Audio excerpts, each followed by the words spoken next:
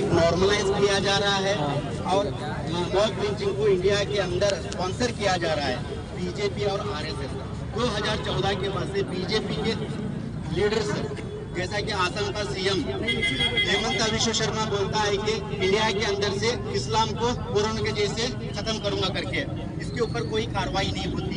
उसी तरह योगी जी बोलते हैं एक के बदले में 10 सर लाने के लिए, इनके ऊपर भी कोई कार्रवाई नहीं होती।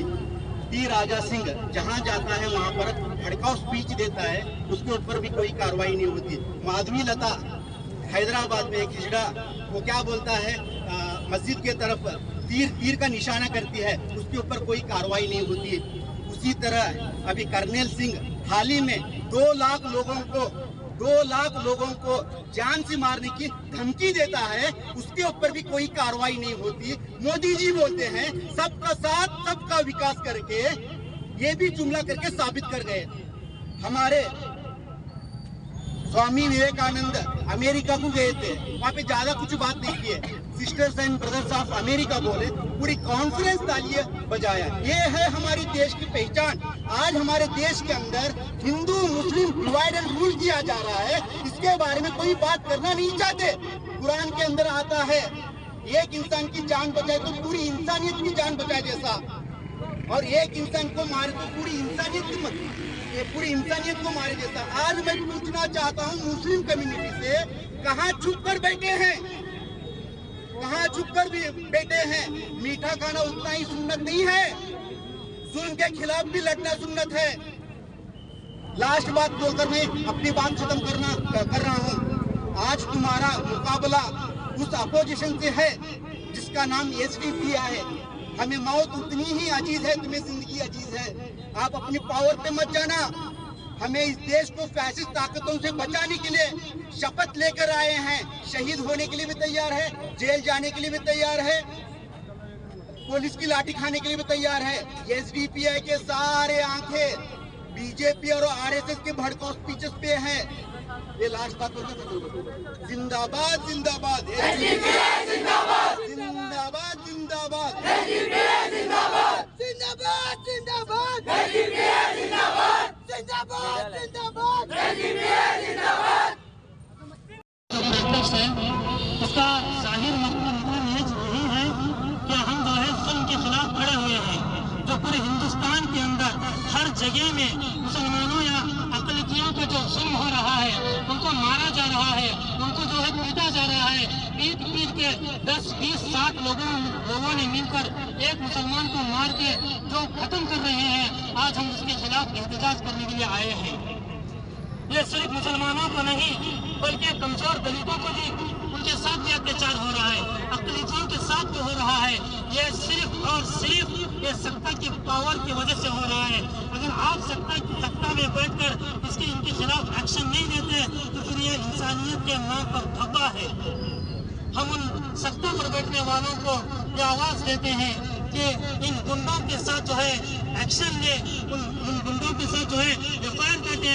जब तक आप ये काम नहीं करेंगे जुल्म नहीं मिटेगा। आपका ये काम न करना इस बात की सराज दलील है कि आप इस जुल्म में शामिल हैं। नहीं चलेगा, नहीं चलेगा, नहीं चलेगा, अब जुल्म नहीं चलेगा, अब जुल्म नहीं चलेगा। हमारे मुस्लिम उलमा किराम, मैं उनसे भी मुखातब होता हूँ कि वो 5 साल में एक मरतबा हर मोहल्ले में जाकर मस्जिद में मुसलमानों को जमा कर कांग्रेस के जो है वोट डालने के लिए तो मोटिवेशन किया जाता है, मोटिवेशन करते हैं कि भाई कांग्रेस को वोट डालो, अमन आएगा। कांग्रेस पहुंचाया गया था, लेकिन किसी की मजाल के इनके घरों पर बुलडोजर चलाया। हाँ, जो मासूम जो आवाज उठाता है तो उसके घर पे बुलडोजर चलाता है। इनको शर्म आनी चाहिए। क्यों? कि हमारा असल ठिकाना हमारी कब्र है, 2 गज जमीन है। लेकिन एक गरीब के लिए इनको गौर करना चाहिए। हाल ही में मध्य प्रदेश में इन्होंने क्या किया, इनको एक बहाना मिल गया कि एक मासूम के घर में किसी जानवर का गोश्त है बोलकर, फ्रिज में गोश्त है बोलकर, इसके लिए एक डिपार्टमेंट है ना, इसको एक मॉब लिंचिंग की शक्ल इख्तियार करते हुए इन बुज़दिलों ने, इन नामर्दों ने क्या किया, उस घर में जाकर उन घर वालों पर जुल्म किया, अत्याचार किया। करने के बावजूद इसके साथ साथ इन्होंने उस मोहल्ले के 13 मकानों को गिराया है। मोहल्ले वालों का क्या इसमें दोष है भाई?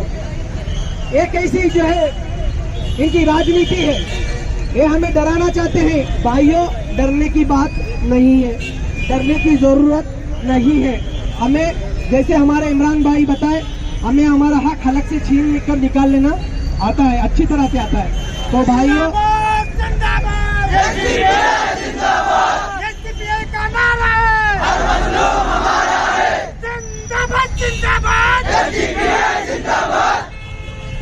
तो भाइयों, ये मौजूदा गवर्नमेंट एक तरफ से मैं कहना चाहूँ तो अपना हिसाब चुकता कर रही है मुस्लिम कौम के साथ, मुस्लिम उम्मत के साथ। क्यों?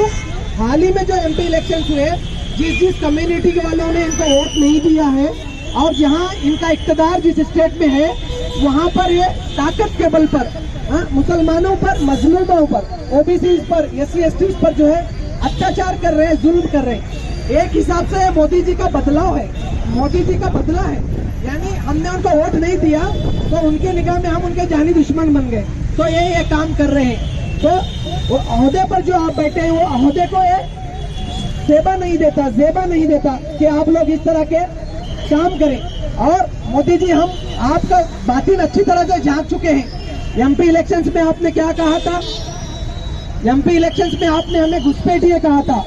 घुसपैठिए हम नहीं है, घुसपैठिए वो है जिनका आप साथ दे रहे हैं, जिनका ताल्लुक यूरेशिया से है, जो हिंदुस्तान की 3 या 4% पॉपुलेशन में से है।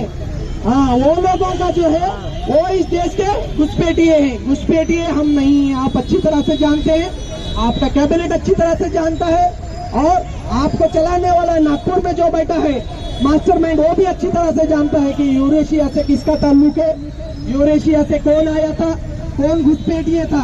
और आप बता रहे हैं कि जब कांग्रेस गवर्नमेंट पावर में आएगी तो हिंदुस्तान के हिंदू अवाम का मंगलसूत्र छीनेंगे। मंगलसूत्र वो नहीं छीन रहे, मैं यहाँ पर बोल रहा हूँ, बोला तो कांग्रेस वालों की हामी नहीं बढ़ रहा, कांग्रेस वालों को अपने दोस्ती का हाथ नहीं बढ़ा रहा, वो भी हमारे पॉलिटिक्स